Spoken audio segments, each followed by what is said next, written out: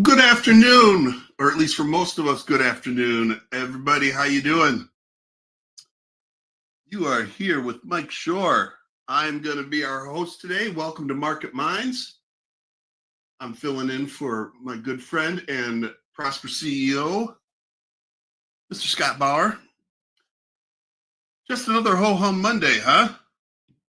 Boy, they are really taking it to us. We're down almost 3.4% in the Qs, 2.25% here in the SPY.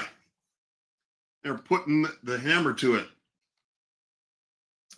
So the interest, we're not here to talk about that, but definitely some fireworks today. A little bit slower right now as we are in the central noon hour here.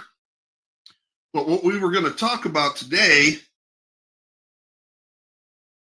is, hang on a second here. Let me get this up here. There you go. We're going to talk about credit spreads. Hopefully this will be, we're going to talk about credit spreads, and hopefully that is big enough for you guys to see. I think it should be over there on the right. All right, so there are, I'll just say two broad categories of spreads, right? We have debit spreads, credit spreads. Now, there's lots of different types of each of those, but if you want to broadly put them out as two different kinds, so a debit spread, that is a spread that you pay premium or money up front and then settle up when you sell the spread or at expiration. And then a credit spread, same thing, a spread that you receive premium initially and then settle up when you buy the spread back or at expiration. Okay, so we'll take the most basic example, which is a vertical spread. Just a vertical spread. So here I consider a debit spread an active entry. And what I mean by that we believe that something is going to happen. All right? We are going from point A to point B. And then a debit spread, or excuse me, a credit spread, is what I consider a passive, nice typing there, entry. This means that there are multiple scenarios where this spread can be profitable. For example, we are not going below point A or above point B. So there are multiple ways that we can make the money. So typically I'll just say typically we receive odds in a debit spread. because there's only one outcome where we can actually max out the spread. And then in a credit spread, what we're talking about today, I'll just say typically, we lay the odds because there are multiple ways for us to become profitable with a credit spread. Which one's better? Which one's better?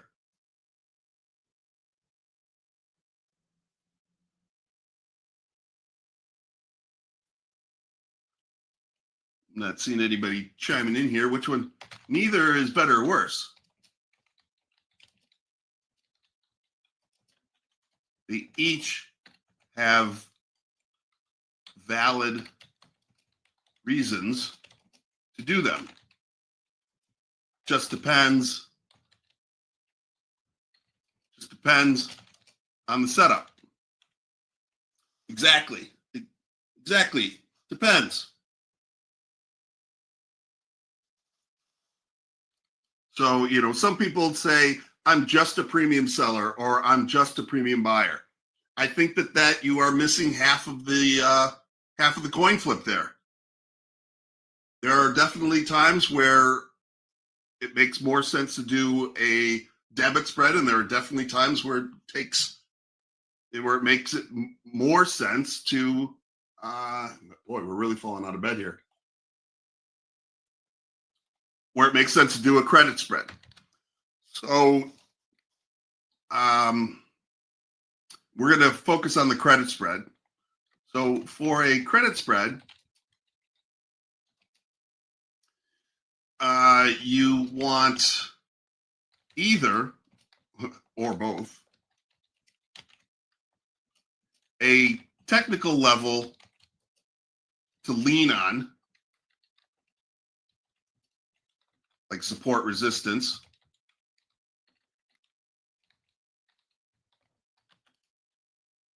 and you would prefer that IV, implied volatility,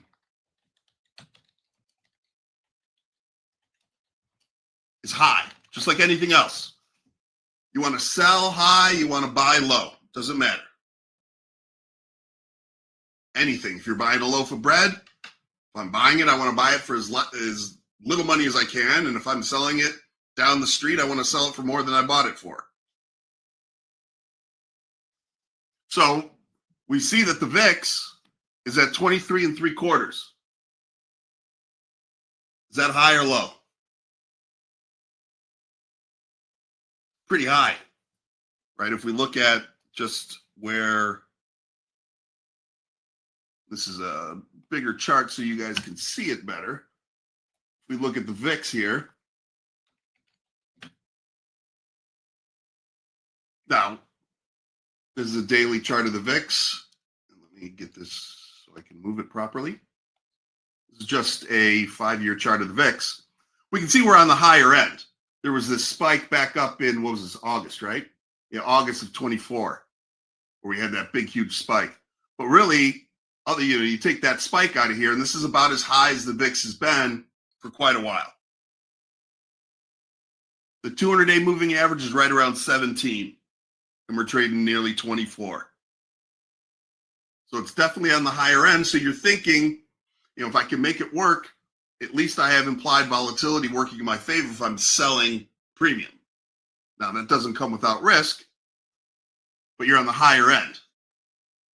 And when you're selling options, or if you're selling net options or net premium, you're selling implied volatility. So does anybody have, just looking for an example of maybe something that they're looking to buy or looking to sell? Doesn't matter what it is.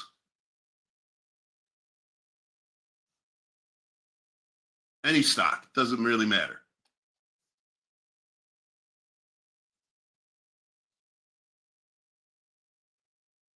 Just as an example.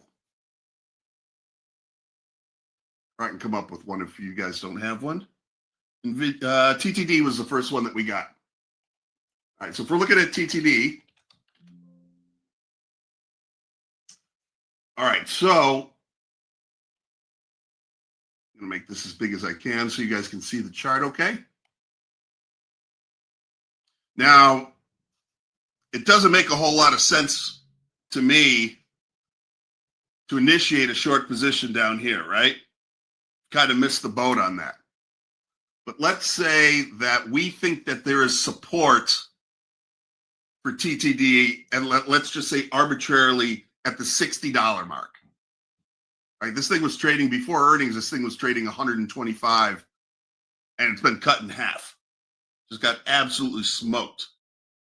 Tesla would be another example. I mean, there's a lot of them out there. But let's just say that we think that we're not going to go below 60, just for an example, in TTD. So what we would do is if we think that we're not going to go below 60, we're going to sell the put. Let me bring this up here. So TTD, our premise is that TTD is not going to expire below $60. And let's just say by the end of the month, arbitrarily. Let's go out 2 weeks. Grab this here. TTD here. All right, so let's go out to, let's just say by the 3/28 expiration. Okay. Everybody with me on that? Make this bigger so we can see the whole thing. So let's say that we are going to sell the TTD 3/28. Let's just say 57.60 put spread. Okay, now are we going to receive or are we going to pay money to do that? So this means that we are going to sell the 60 put and buy the 57 put, which is our protective put. And we receive money. We receive money at the initiation of this spread. And I can pull it up here. We can go out to 3/28 and we'll look at, we're going to sell. I'm going to put it in as a buy and a sell just so the bid ask is normal. So the market on this spread right now is 92 bid, let's just say 90 bid at 115, putting about $1 mid-market. So this spread is trading approximately $1. Okay, and we get this money initially. We get this money. Okay, so now how much can we possibly make on this spread? How much can we possibly make?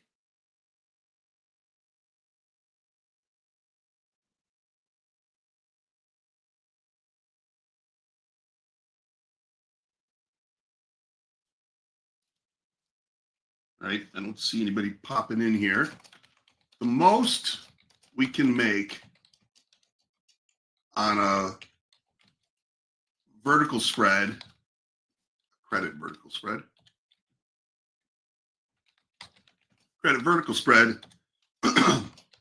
is the premium collected. Exactly. Or $1. The most we can make. We can't make any more than that. Now, you know me is coming from the risk side of things. How much can we lose? How much can we lose? making money's, that's easy to manage.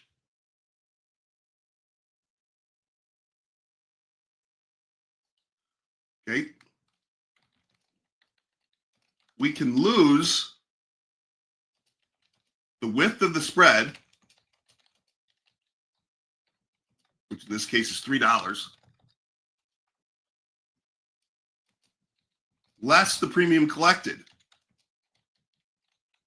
which is $1. 3 minus 1, I don't even need my calculator for that one. We can lose $2. So we are laying 2-to-1 odds on this spread. Right? Most we can make is $1. Most we can lose is 2. Our risk to reward, 2 divided by 1, equals 2. Everybody clear on that one?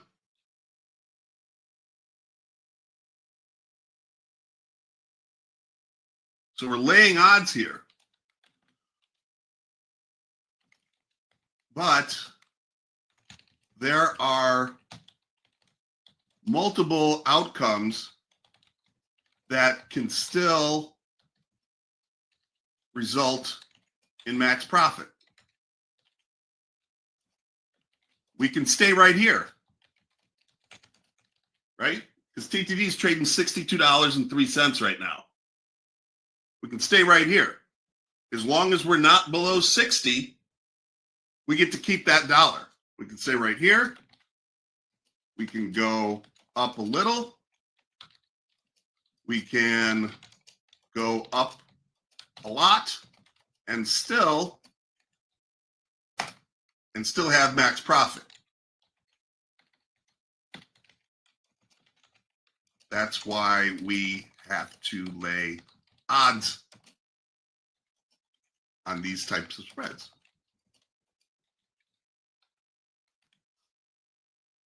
Exactly, the time decay, extrinsic value.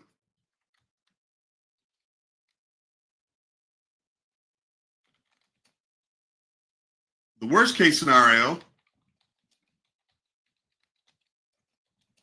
is if we are below our long protective strike.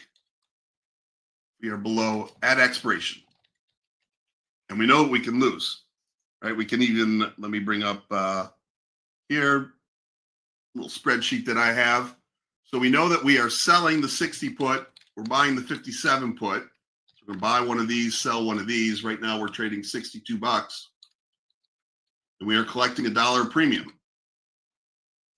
Right? Anywhere above the 60 strike, we keep this. We keep this premium. Anywhere below 57, we know that we are going to net lose $3 because of the width of the spread, but we get to keep that premium. And so we get to, so $3 minus the dollar, we can lose $2. You can see that in any of these scenarios. Where's our break-even point?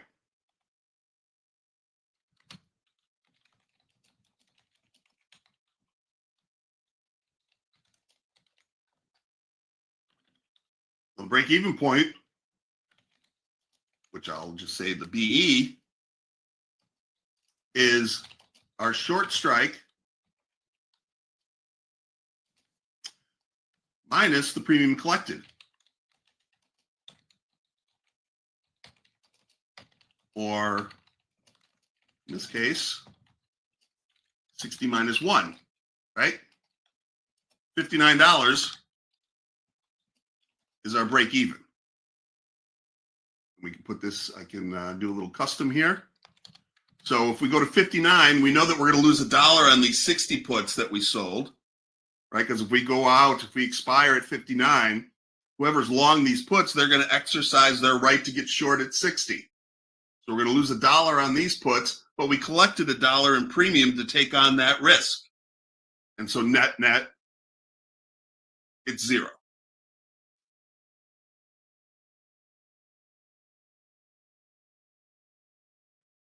All right, Mike, do we want to get the word of the day out there? Word of the day. Put this out here.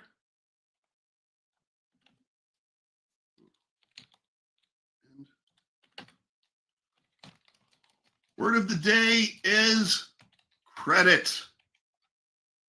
Pop that in there.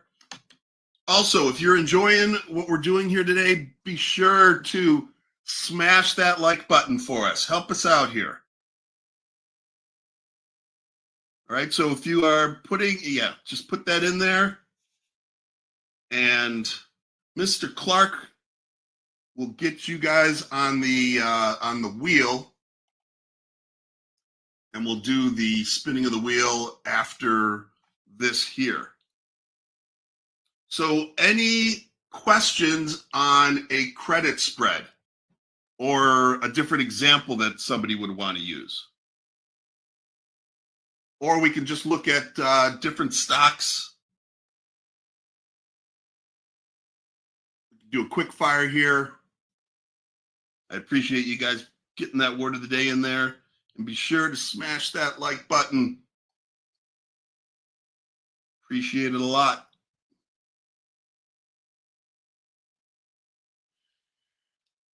Now, there are not too many stocks that are up today because we are down 3.4% in the Qs and 2.34 in the SPY. Putting it to it. So in Qs, were you asking about a credit spread in Qs or? So now, if we're looking at Qs here, the big thing that happened on Friday, the SPY's actually rallied back above its 200-day moving average. Qs settled just below its 200-day moving average. Got above it for a little bit, but settled below. And then, of course, we have today where we went out at somewhere around 492, 491.8, something like that. And we're down at 475.30 right now. So now we've lost all the major moving averages. We've lost the 50. We've lost the 200. That's all I have on this chart right now. But the major moving averages, you can see when we lost this 50 in Qs, if we didn't see a rebound shortly thereafter, we knew that this was definitely in play. And now we lost this. Now where are we seeing support? There's not a lot here, is there? We'd have to go to a weekly chart and see. We do have some support here down at right around 450. So about 23 points lower than here. There's not much support. Right now it's still it's holding the weekly ATR, but we are definitely in some peril here. Let's put it that way. So there's not a lot of support. We got a little bit of support here at 448. Like this 440, this 450 area is definitely, if we continue down. Are we going to continue to go down? Well, until the buyers come in and say that's enough, definitely the momentum is to the downside. Let's get back to a daily chart here. So when you're kind of looking for support and resistance and you don't really see anything like we're doing right now, we've taken them all out. Then the next thing you have to do is you have to zoom out to a weekly chart and see where the even longer trend is. Given there's very little support, do I consider a bear call spread? You could. You definitely could. You could say in Qs, I don't think that by whatever expiration that you want to do, that you could say, you know what, we're not going to go back above the 200-day moving average, let's say in the next 2 weeks. So you could do that. So we'll bring up Q's and we'll just say, you know what, for what was that, March 20, I got to remember what was it? It was March 28th, right? March 28th. So if we go out to March 28th here in Q's, so the 28th is here. And if we say that we're not going to go above the 92 strike, we could sell, let's say, the 93 strike. I'm going to need to pull in some more strikes in here. And now they're going to make me go back in here. 28th. If we're not going to go, we're going to sell the 493 strike. And let's say that we're going to buy, let's do a $5 wide one. So, and we'll buy the 98 strike. Now that thing is trading for $1.50. Let's get that spreadsheet back up here. So now that we have Q's trading 474.5, and we're going to buy the 493. This is on the call side. I'm sorry. Clear those strikes out. We're going to sell the 493s. We're going to buy the we're going to sell the we're going to sell the 93s and we're going to buy the 98s. So we're going to sell this call. We're going to buy this call, and we're going to collect $1.50 in premium. Okay, so now we know from our previous example that we know that we can lose $5 on this spread. That's the width of the spread. But we do get $1.50 in premium. So net between the two, the most that we can lose is $5, less the premium that we take in of $1.50, we can lose $3.50. We know that the most that we can make is $1.50. So 350 divided by 150. So here we're laying 2.33 to 1 odds. So that means that in the next 2 weeks, as long as we don't settle at expiration, as long as we don't settle above this 200-day moving average or close to it, we're laying 2.33 to 1 odds on that scenario. Anywhere below 493, we keep the $1.50. If Q's go to 0, we get the $1.50. Our break-even point is going to be 493 plus the premium that we get. So 494.5 would be our break-even point. Right? So the upside, if we go to 494.5, we know that we're going to lose $1.50 on these 93 calls that we sold, but yet we took in $1.50 in premium. That's our break-even point.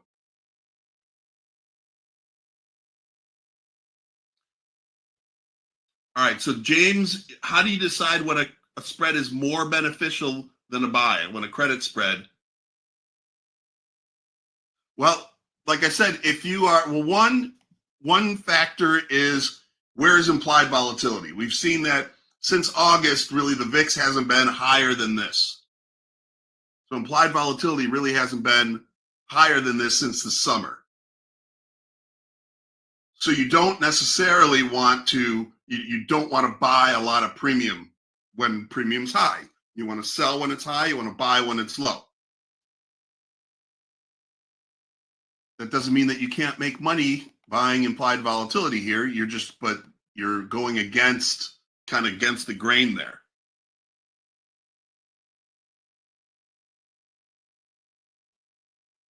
And so since what we're saying is that we're not saying that we're going to go rocketing down or, hopefully not rocketing up, because we think that we're not going to be above 493 by the end of this expiration, which is on March 28th. So if we stay here, we keep the $1.50. If we go up, we still keep the $1.50 until we get to 493. The only way that we lose is if we go, the most that we can lose is if we go to 498 or higher. Then we lose $3.50. We go down a little bit from here, still keep the $1.50. We go down a lot from here, still keep the $1.50. So it depends whether you're saying, hey, I think that we're going to go from point A to point B, or if you think that you're saying, I'm just going to take everything off the table except the fact that I don't think that we're going above 493. That's how we make the max amount on this type of spread. Hopefully that makes sense. Does anybody have any questions before I bring up the wheel here?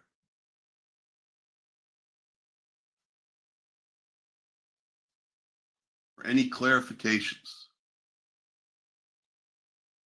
A lot of people on the wheel today. I appreciate it.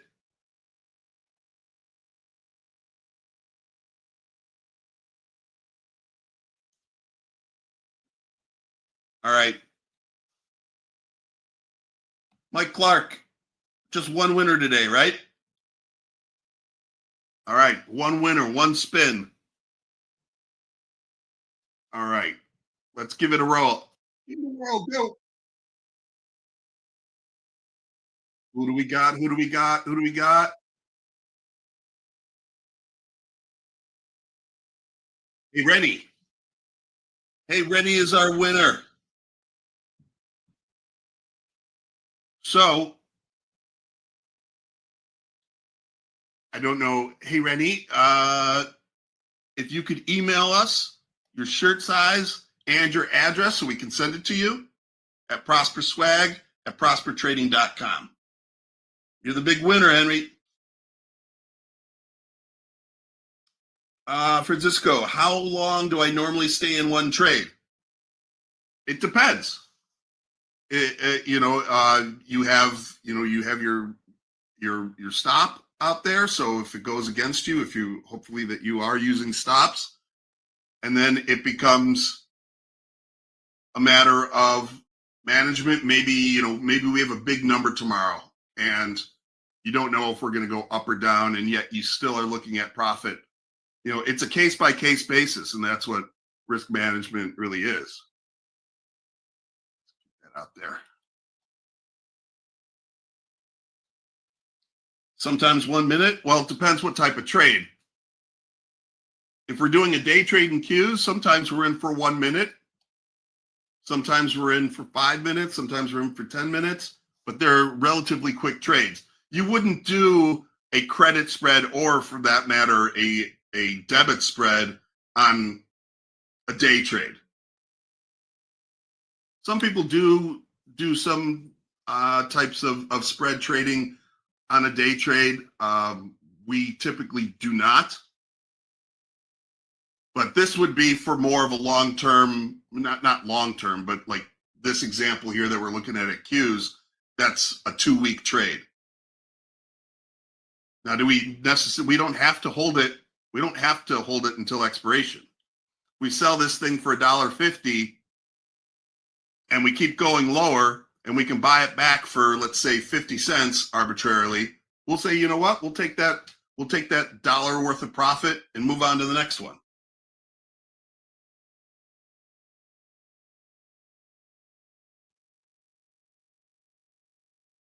But on a trade like this, I would expect to be in them for multiple days. Like we actually have some credit spreads on right now in this room that I think the folks over in Scott's room have on as well, which we put on last week. And they're still holding up there, which is good.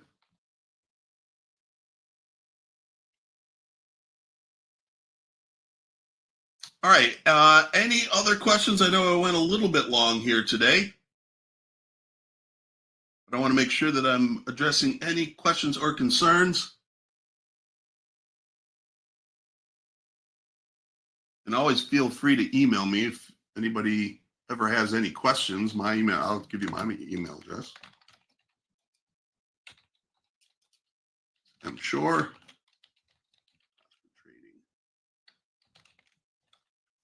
If you ever have any questions or anything like that, if I don't know the answer, I'll be a little bit surprised, but I will find out who does know the answer. All right, everybody, I want to thank everybody for showing up today. I really appreciate it. I hope you learned a little bit. Like I said, if you like what we're doing here, get all over that and smash that like button. It helps us out on this end.